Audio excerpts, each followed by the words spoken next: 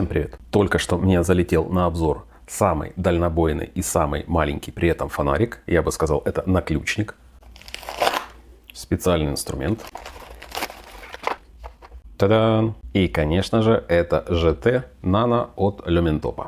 Мне вообще-то нравятся такие фонарики, которые являются не совсем стандартными. Максимально мощный, максимально маленький, максимально дальнобойный. Как видите, он совершенно крохотный.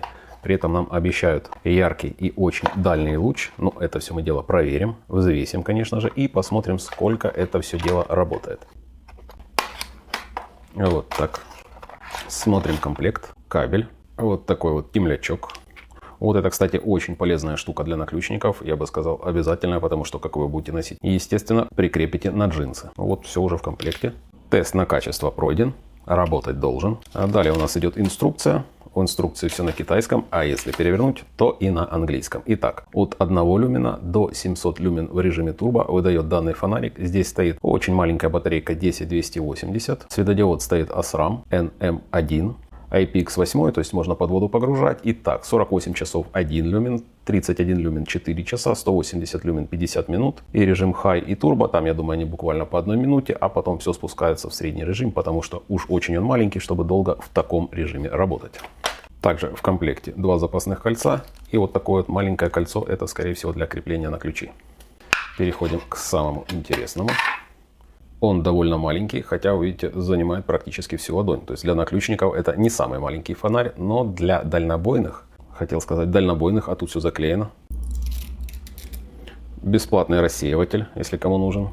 Я смотрел обзор, и в обзоре человек говорил, что там есть какие-то пылинки, какая-то грязь внутри. Не знаю, возможно, человеку не повезло, возможно, мне повезло, но пока я никакой грязи и неровности не вижу.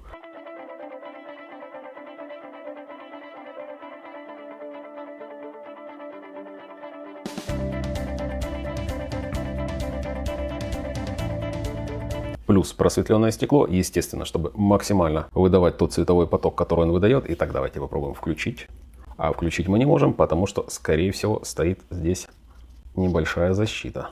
Вот она. Мы ее убрали. И смотрите, какая малюсенькая батареечка. Это вообще половинка от 3АА батареечки. Емкость здесь 300 мА. В общем-то, нормально.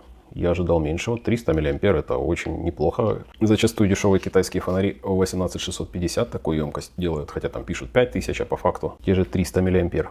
И сразу видим, что да, действительно направленный луч идет. Так, режимы, скорее всего, переключаются путем зажатия. Так, включаем, зажимаем. 2, 3.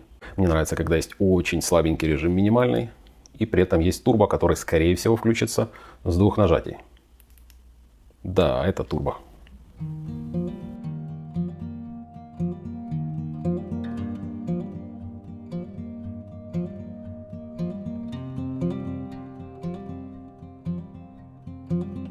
Припекает руку, но не сильно, потому что не такая уж большая здесь мощность. Всего лишь 700 люмен. Это не 2, не 3000.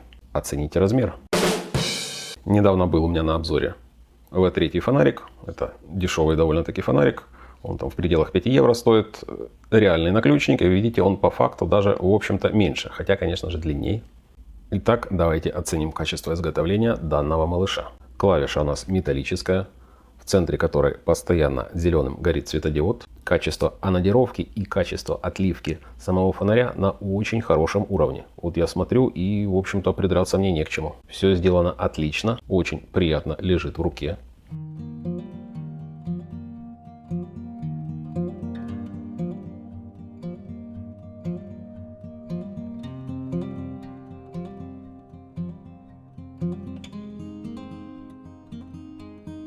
Проверим плотность закрывания Type-C. Хорошая, вода точно не пройдет сюда.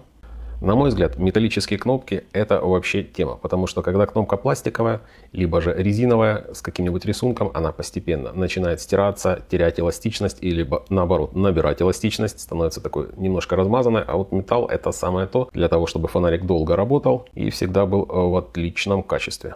Просветленное стекло мне особо нравится, потому что зачастую в недорогих фонариках такое вообще не применяют. А это, на мой взгляд, максимально увеличивает то количество света, которое готов выдать вот такой вот небольшой светодиод. Попробуем взвесить данный фонарик. 28 грамм. В длину данный фонарик 66,5 мм. в самом широком месте 24 мм. И для сравнения Phoenix E01 он работает на 3А батареечке. Естественно, он не дальнобойный, он просто фонарик, который выдает честные 100 люмен. И как вы видите, по размеру они сопоставимы. Ну, естественно, у дальнобойника большая голова, у обычного наключника голова такой же толщины, как сам фонарик. Сразу скажу, это версия 3.0, значит была версия 2.0 и значит была версия 1.0. А во второй версии кнопка резиновая, ну, естественно, и стоит он дешевле. Он стоит до 20 евро, этот ориентировочно стоит 30 евро. Ссылочку я прикреплю в конце и, естественно, со скидочкой 10%, чтобы было приятно перейти, что-нибудь из серии Люминтопа купить.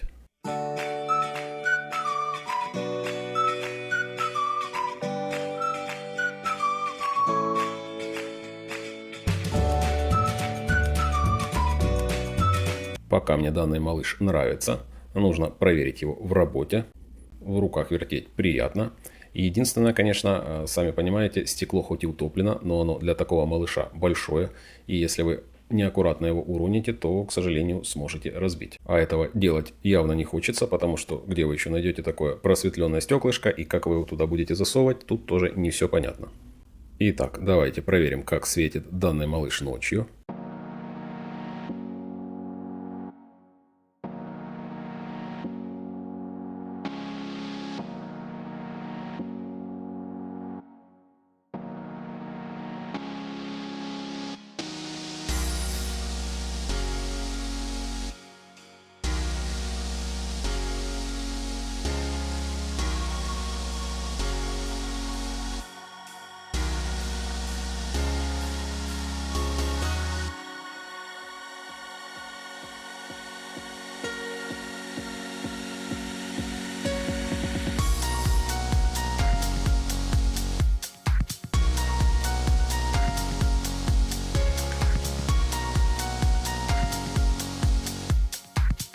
А вот таким образом он светит в подъезде.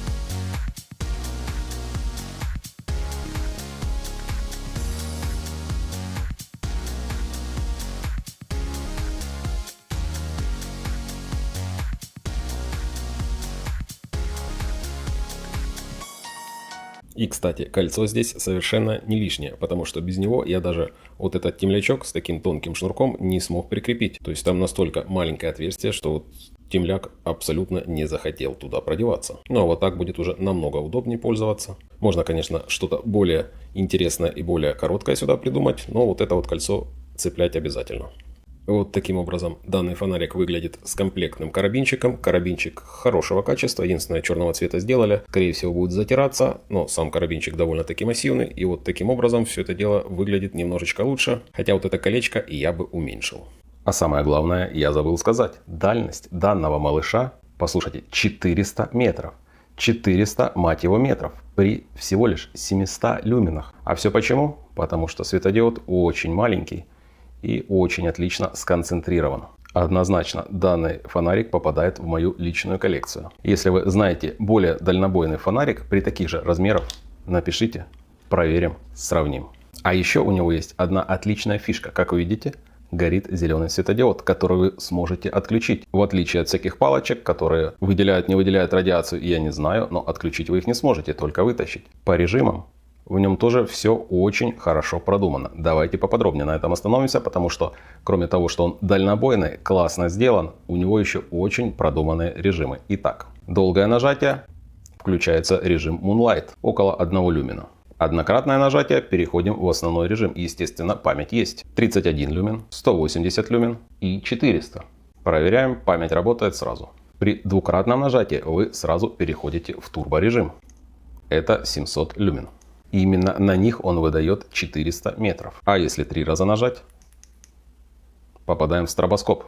Думаете, это все? Нет. Раз, два, три, 4. Мы перешли в режим блокировки. Но режим блокировки тоже умный. На мой взгляд, он сделан очень толково. Это для того, чтобы, например, ребенку дать поиграться. Здесь при нажатии включается 31 люмен, отпускаете, выключается. Либо же можно, если носите на ключах, вот подсветили, выключили. Очень толковая штука. Вы думаете, это все? Нет. И есть еще 7 нажатий, которые включают, выключают вот этот вот зеленый индикатор. Раз, два, три, четыре, пять, шесть, 7. Включили. Раз, два, три, четыре, пять, шесть, 7. Выключили. Нужно включить. Раз, два, три, четыре, пять, шесть, 7. Если делаете большие паузы, естественно, можете попасть в любой из предыдущих режимов. Поэтому довольно быстро надо нажимать, но это не часто нужно делать. Включили, и, в общем-то, его можно не выключать. На мой взгляд, он практически не сажает батарейку. По крайней мере, у меня он за неделю вообще никак не высадил батарейку, этот режим. Понимаете, мы имеем все режимы, которые реально нужны. Вот ни одного режима, который я мог бы выключить, ну вот кроме стробоскопа, это вот спорное решение. Конечно, он иногда нужен, он не мешает, он здесь выведен на отдельные нажатия, поэтому в минусы записывать не буду. И эти режимы, дело в том, что не мешают друг другу. Вы можете включить любой из 4 режимов фактически с одного, ну, или нескольких нажатий. Это очень удобно. То есть вы можете попасть как в минимальный, в стандартный, в турборежим, в режим стробоскопа. Вот вам же 4 режима, в которые вы можете попасть из выключенного положения. Не зря эта версия 3.0. Во-первых, в предыдущих версиях не было металлической кнопки, а на мой взгляд это большой плюс, потому что вы ее так быстро, как резиновую, не ушатаете. Хотя, конечно, можно добавить и еще один режим, к примеру, на 5 нажатий, переход в плавное регулирование мощности. Но это уж совсем для люминоголиков, и это уж пожелание на версию 4, хотя почему нет, кому-то, возможно, нужно именно 50 люмен или 74. Я данный фонарик месяц носил в кармане. Он стал моим основным фонариком, заменив Trustfire, который я считаю по цена-качество одним из лучших фонариков. В следующий раз, наверное, сделаю на него обзор. Видите, он видавший виды, но он у меня на кармане больше года вообще безвылазно лежал. И если вы заметили, стандартный карабин я поменял на вот этот карабин. Небольшая реклама вот такой вот штуки, потому что с ней реально удобно. Сейчас я вам покажу.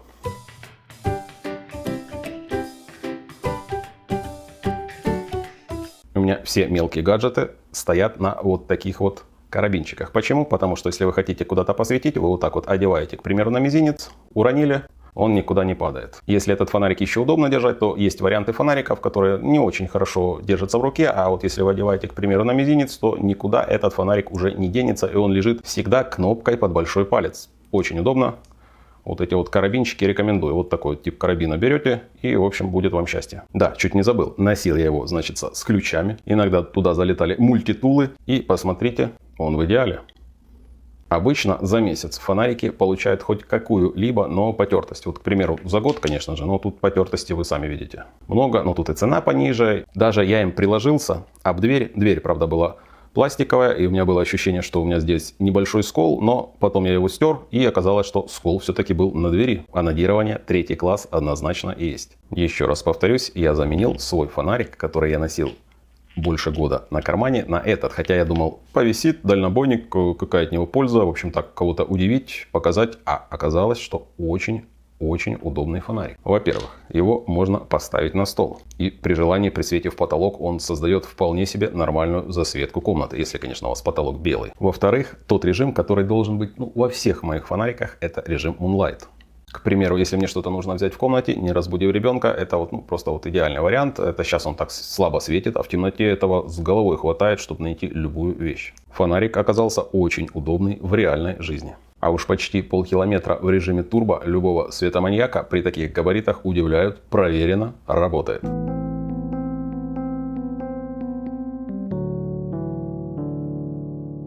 Версией 2.0, версией 1.0 я не пользовался, и может быть это к лучшему, потому что 3-я версия мне зашла на ура. Получился очень продуманный фонарик, несмотря на то, что он дальнобойник, в реальной жизни очень толковая и полезная вещь. Если вас не смущает цена, ссылочку я прикреплю. Однозначно этот фонарик GT Nano 3.0 от LumenTop попадает в мою коллекцию.